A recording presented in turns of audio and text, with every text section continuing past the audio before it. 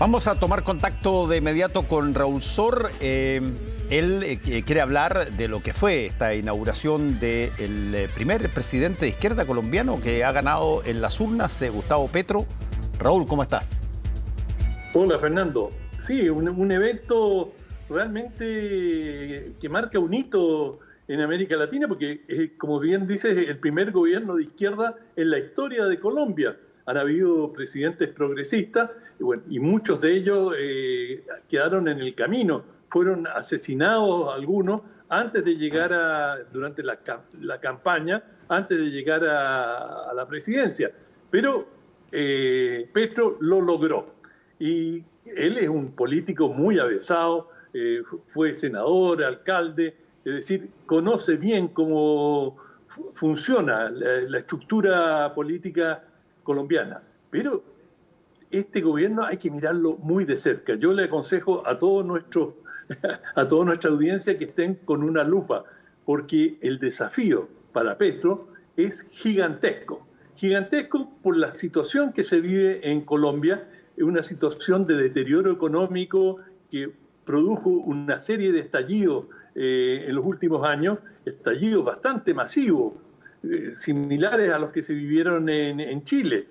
Y esto dentro de un país con una estructura política muy rígida y que ha sido muy excluyente. Los niveles de exclusión económica, en primer lugar, en Colombia, son devastadores. Es decir, es uno de los países con mayor desigualdad, y no solo eso, sino que los niveles de discriminación hacia ciertos sectores sociales son muy, pero muy marcados. Y en ese sentido, uno de los elementos interesantes de la campaña de Gustavo Petro fue precisamente llevar de vicepresidenta a Francia Márquez. Francia Márquez ha dicho ahora, no como un eslogan, pero como una expresión de deseo, dice, queremos vivir sabroso. Y es una forma muy popular, muy aterrizada de expresar la gran reivindicación de tantos colombianos, que es poder participar algo de la riqueza del país, porque no es un país pobre, es un país que tiene muchos recursos, simplemente que como están muy mal distribuidos, y hay una gran aspiración popular de indígenas, de la población negra, que es casi el 10% de la población, de también participar de alguna manera de los beneficios, de la riqueza que tiene el país. Pero surge una gran duda porque el presidente Petro, ahora ya tenemos que decirle directamente el presidente, ha dicho que si ella decía vivir sabroso, él dice queremos reconciliación, queremos consolidar la paz. Es decir, su anhelo es tratar de normalizar la situación en Colombia. Un país que ha vivido medio siglo en conflicto. Antes también los tenían, pero este último medio siglo fue de muchos conflictos, con enormes bandas narcotraficantes, con paramilitares, con, por supuesto, grandes grupos guerrilleros. Por lo tanto, el país ha vivido en una semiguerra interna, muy violenta, muy violenta. Se calculan que unos 450.000 personas murieron en todo el proceso en el último medio siglo, de manera que es un país que también tiene muchos traumas. Y en este sentido hay miedo por un lado, por los sectores marginados, que cada vez que se han acercado al poder o se han insinuado como una alternativa de poder, recibieron una represión brutal, y eso explica por qué han habido estas guerrillas tan duraderas en Colombia. Y por otro, una derecha que también tiene miedo de que, digamos, se desarticule el Estado que ellos han construido y que, desde la perspectiva de ellos, con un sistema, por así decirlo, bipartidista, con alternancias en el poder, pero sin muchos cambios de línea muchos cambios programáticos, se ha podido consolidar por muchas décadas. Oye, Raúl, tú conoces bastante bien la situación colombiana, estuviste ahí para lo que fue la firma de paz con la FARC y todo ese proceso que es muy sensible, pero hay otro factor también que ¿qué tanto puede ser determinante en esta nueva situación que inicia ahora Colombia? Entiendo, creo que alguna vez tú lo dijiste, que Colombia debe ser uno de los países, si no el país, que más inmigración ha tenido a otros países. La cantidad de colombianos que han salido de Colombia es enorme. Y desde ese punto de vista, yo me imagino, mucha gente se va a quedar donde está, pero no necesariamente todos los colombianos lo están pasando bien en los países donde están. Son mirados como extranjeros y muchas veces con cierto grado de aprehensión, en fin, y pueden tener ganas de volver a Colombia. ¿Qué significa esa posibilidad siendo uno de los países que tiene uno de los niveles más grandes de inmigración reciente en toda América Latina? Sí, de emigración, dices tú, ¿no? Sí, claro. Claro, yo creo que eso lo va a decir el tiempo.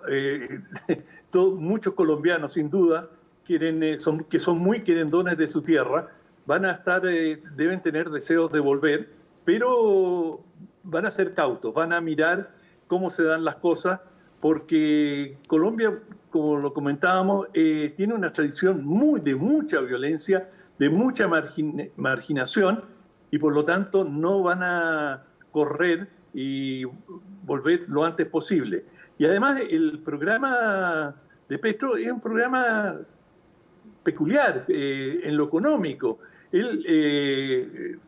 La señora Márquez, Francia Márquez, es ecologista, es verde, y ella ha señalado que ella va a velar por los intereses o por una perspectiva ecológica.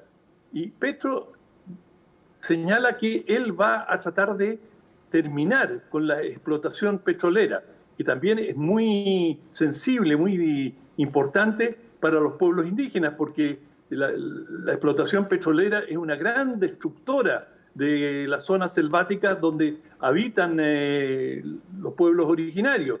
De manera que si él va a reducir la explotación de petróleo, carbón, Colombia tiene un carbón de gran calidad y lo exporta. En Chile hemos importado mucho carbón desde Colombia, y también quiere reducir la explotación de gas, es decir, hidrocarburos en toda la línea.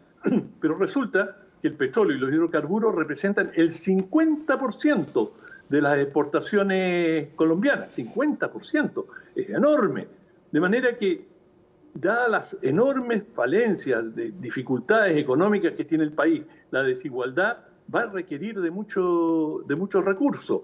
Y si va a renunciar o a tratar de reducir hasta donde pueda la explotación de estos recursos básicos, uno se pregunta de dónde va a ir el dinero. Y la primera respuesta es una gran reforma tributaria. Reforma tributaria que aspira a recaudar cerca de 10.000 millones de dólares anuales. Eso uno sabe qué impacto va a tener. Eso es golpear el bolsillo de los sectores pudientes, de los sectores más adinerados. De ahí va a salir el dinero, no va a salir de los pobres en términos de impuestos, de manera que esta reforma tributaria puede ser un gran desestabilizador del gobierno. Entonces, si tú ves las presiones sociales que ya existen en el país, cómo se proyectan, los planes económicos de Petro y de dónde espera sacar el dinero, bueno, creo que él va a tener una situación muy compleja. Lo que sí es auspicioso, muy auspicioso para el gobierno, es que tanto el ELN, el Ejército de Liberación Nacional, el movimiento guerrillero más chico que la FARC, y también las disidencias de la FARC que han vuelto a a la guerrilla en una versión mucho menor de lo que era la FARC. Pero igual existen estos grupos armados, más algunos grupos, narcotraficantes, han señalado que quieren una conversación con el gobierno, que quieren llegar a acuerdos, que están llanos a iniciar negociaciones. Y eso es auspicioso, pero esto todavía no cubre las enormes necesidades económicas que va a tener. Ahora, Petro, frente a los grupos narcotraficantes, ha dicho que quiere terminar con la guerra y con las campañas antidroga que le había puesto Estados Unidos. El Plan Colombia, que significó una gran inversión de Estados Unidos en Colombia, tenía una de sus metas era la lucha contra el narcotráfico, primordialmente contra la guerrilla, pero también contra el narcotráfico. Y hay muchos colombianos que dicen esta es una estrategia equivocada. Termina siendo una represión de grandes sectores campesinos, porque si los campesinos, digamos, con el cultivo de la coca pueden ganar 10, bueno, teniendo plantaciones de naranjo, van a sacar 1. Entonces es normal que se hayan dejado seducir por el narcotráfico, es decir, es una lógica económica evidente para el campesinado. De allí que Petro plantea que llamar a conferencias internacionales, buscar apoyo financiero y tratar de generar alternativas económicas que sean atractivas para los campesinos y que en definitiva permitan erradicar por convicción o por conveniencia la droga y no con bombardeo, digamos, de elementos químicos, con incursiones militares, que es lo que se hace hoy día, sí, generando un ambiente de violencia en muchos sectores, zonas de Colombia. Sí, ahora convengamos una cosa, que eventualmente para determinado grupo de campesinos sea más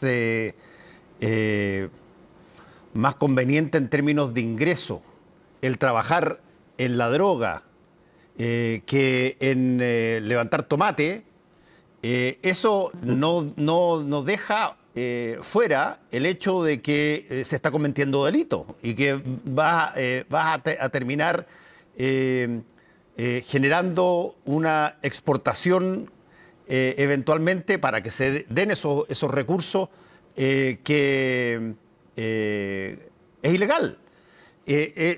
La misma lógica que alguien podría argumentar, oye, pero si es que yo coimeo a una serie de autoridades de un gobierno, ellos, bueno, no van a querer perder eso y bueno, van a seguir haciendo lo que uno dice mientras uno le dé, pero sigue siendo delito, sigue siendo un acto de corrupción, digamos. Bueno, si lo miramos desde ese punto de vista, los que están muy involucrados, o sectores específicos están muy involucrados en esto, aparte de agricultores, ciertos agricultores, por supuesto, son los uniformados. Es decir, durante mucho tiempo un sector importante de militares y la policía, que en Colombia es muy importante la policía, tiene una gran gravitación y tiene una presencia territorial muy significativa, bueno, ellos están directamente ligados al narcotráfico. Me consta en uno de los reportajes que me tocó hacer allí, pude ver elementos a narcotraficantes adentro de cuarteles, directamente allí. Es decir, no había ningún secreto y de hecho entrevisté a un par de narcotraficantes que los había visto antes en un regimiento. De manera que este es un problema que atraviesa toda la sociedad colombiana y se requiere también de una voluntad mucho más amplia de otros sectores para combatir el narcotráfico. Se requiere de una alianza política en que haya una cierta intransigencia al tráfico de drogas, porque hay narcoperiodistas, hay narcoabogados, en fin, narcojueces. Es decir, se ha descubierto el narcotráfico, ha penetrado todos los sectores de la sociedad colombiana.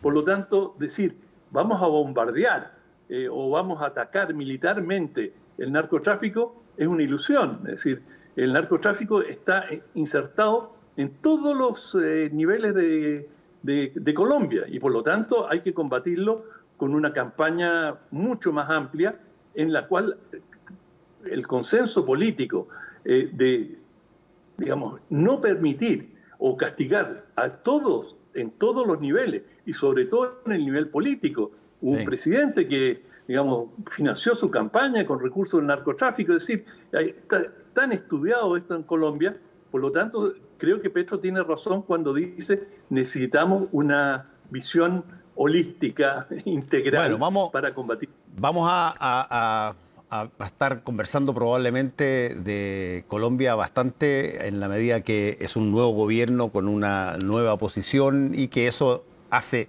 que lo que ocurra ya sea noticia. Así es que vamos a estar repitiendo este tema probablemente muy luego, Raúl. Muchas gracias. Y sí, y ojalá para bien. Y ojalá para bien. Que te vaya muy bien. Hacemos una pausa y volvemos con el Ojo Con.